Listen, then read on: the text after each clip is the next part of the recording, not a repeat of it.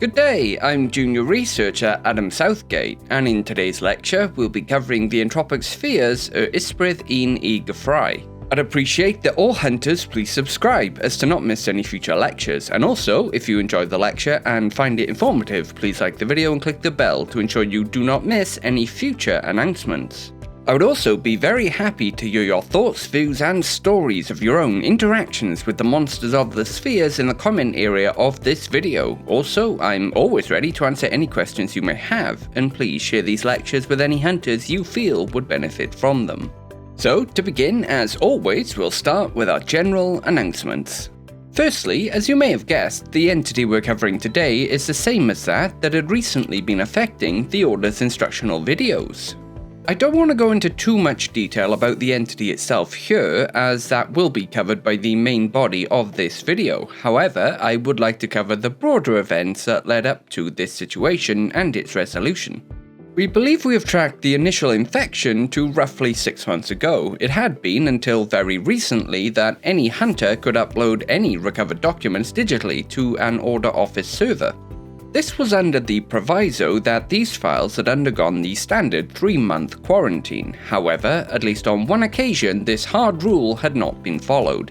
Being released into our servers, the entity slowly grew within our files until attaining some semblance of sentience. This is when it attempted to reach out for aid. As is common with its kind, it was unable to grasp its own nature, causing its distress.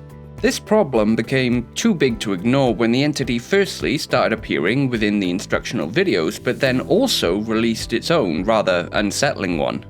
Again, without going into too much detail, we solved this issue, at least for now, by extracting literal pieces of the entity one by one, storing them upon external hard drives. This thankfully robbed the being of its sentience, making it far easier to deal with. However, the situation cannot truly be considered completely solved, as each of these hard drives are capable of creating a new instance of the entity, and most likely some small fragment of the being is still within our servers. Secondly, I'd like to congratulate Hunter Aidan Campbell 5246 and Freelance Hunter The Slumbering Sanctuary, both of which correctly identified the entity, the sphere, and the order of events within the first Hunter's Test video. The entity was the bursting worms, or bursters, which originate from the abomination sphere. The case in question was a fairly standard instance of the entity. The affected individual had become compromised after running into a burster that had freshly breached while they were on a hike. After the infection had progressed enough, the worm piloted the body out of the home late at night, causing his wife to report him missing the next morning. We believe he wandered the countryside for some time, most likely searching for a population centre, until he reappeared again 2 days later, roughly 10 miles away, when he was spotted by the farmer. Later that same day, he was recorded wandering along the M4 motorway, where he was picked up by the police. He was taken to Newport Police Station, where he was interrogated and then transferred to the Royal Gwent Hospital within the same city. He was then recorded leaving the hospital shortly after. He appeared again 5 days later, wandering within a large crowd on a Newport high street. He had most likely remained within the city, but had laid low until the young were ready to emerge. Finally, the body was discovered in an advanced state of decomposition within a back alley. While a body created by the death of the burster and host typically only remains hidden for a few hours, in this case it took rather a lot longer for it to be discovered. While this is not typical, it was included as most of the time all the evidence will not perfectly fit in each case. In this specific example, the civilian who had stated to the gamekeeper that the alley had high foot traffic was in fact lying.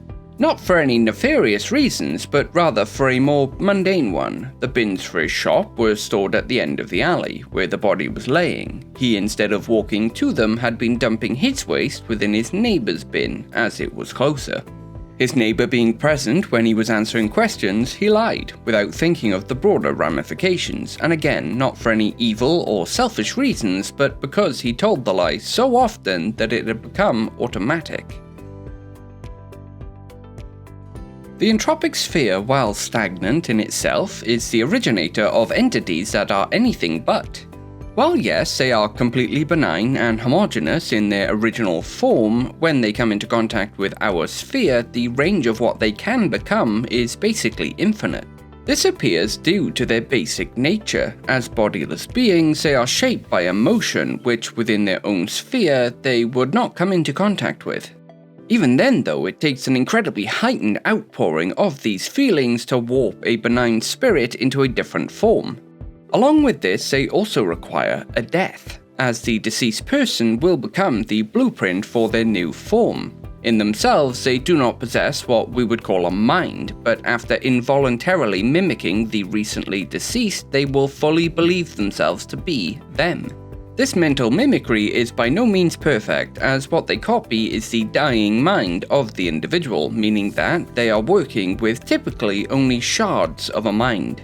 What's fascinating, however, is that there are a near infinite number of forms these entities can take, as there are a near infinite number of ways a person can suffer a horrific death. Thankfully for us, some are more common than others, allowing ourselves to categorize these entities in a way that makes dealing with them far easier. The problem, as with today's entity, is that as humanity advances, new ways of dying become more common. This is not restricted to new weapons of war, as in most cases these are not often used. Instead, I'm referring to deaths caused by more mundane technologies and sociological changes. An Ysbryd y Gwifrau is an entropic entity that, while mimicking a deceased human, has maintained its more basic physical nature. Due to this, and the circumstances required for its formation, it is drawn within an object that is capable of storing information and subsequently becomes trapped. There are a wide variety of objects that can hold an Ysbryd y Gwifrau, from external hard drives, vinyl records, books, and even the wider internet, for reasons that will become apparent shortly. To form, they require a human to be experiencing intense emotion directly inspired by a source of stored information. This can be a story, music, or a simple retelling of real events. All that's really required is the emotion it inspires within the individual. At this point, the human must die while experiencing these strong feelings. The method of death can vary greatly, as the important component is the feeling created by the specific media. Once deceased, the entity is created, locked within the emotion the human was feeling at the point of death. This entity will then be drawn into the specific cause of the emotional outpour. Due to how they're formed, Ysbryd y Gwifrau as entities vary greatly, not only due to the media they are stored within, but also due to the emotion that act as their base. As an example, two people die listening to the same instrumental piece of recorded music. One of these individuals finds hope and joy from the piece, while the other is reminded of unrequited love and a deep sadness. Both perish at the height of their emotions, and two instances of the entity are created and stored on their individual recordings. Both recordings that were once only instrumental now contain the voice of a singer, though absent of actual words, only making sounds to convey feeling. The first now has a voice making light but triumphant melodies alongside the music, while the second contains a voice swimming in the depths of despair. Along with this, the amount of information that can be stored on the object also plays a key role. Books, records, paintings, and CDs are incredibly limiting to the entities, not allowing them to develop to the point of forming sentience. While modern computers, servers, and the wider internet will allow them to not only become sentient, but possibly become something beyond. This is where the primary danger lays with Ysbryd y Gwifrau, as while the more simple forms can make you feel the emotions they are displaying, they are limited and unable to develop. Whereas, as with what was growing slowly within our servers, these instances slowly expand. This expansion does not appear voluntary and is instead a fundamental aspect of their nature, however, is no less dangerous for it. You may have heard of Web 1.0 and our collective move to 2.0. This at the time was framed as an upgrading from the static internet to the more dynamic one we use today. This was, in fact, a lie, as an Ysbryd y Gwifrau had slowly grown within the first iteration of the internet, getting to the point where it was impossible to access the internet without interacting with the entity. This event caused what is known as the lost hour, where the entity in question attempted to place its offspring, as yes, Ysbryd in Gwifrau does have a variation of reproduction within the active users it had ensnared. It attempted this by using the memory of these users as a storage device by showing them a series of images, numbers, sounds, and words, which while viewed one at a time appear as nonsense when combined within the mind become a shard of the entity. This action was thwarted by the termination of the 1.0 internet and the launch of the 2.0 version. However, the danger has only increased with the popularization of the internet as a whole. What has ironically saved us from the worst case scenario so far is the massive amount of these entities that infest the current form of the internet, as each of these beings fight for space to develop, limiting their growth. On this subject of Ysbryd in Gwifrau reproduction, it is quite fascinating as they appear to use, accidentally in most cases, a form of mitosis similar to cell division. Ysbryd in Gwifrau is in a near constant state of growth, only hampered by the capacity of whatever it is upon's ability to store information. The continuous growth is also true for pieces of the entity. As an example, if an instance of the entity were within a book and a page was torn from said book and placed within another, the piece that was stored upon the page would expand to fill the new book. This is how these entities typically reproduce, via accidental mitosis. We have only seen one example of an instance attempting to purposely reproduce during the Lost Hour incident.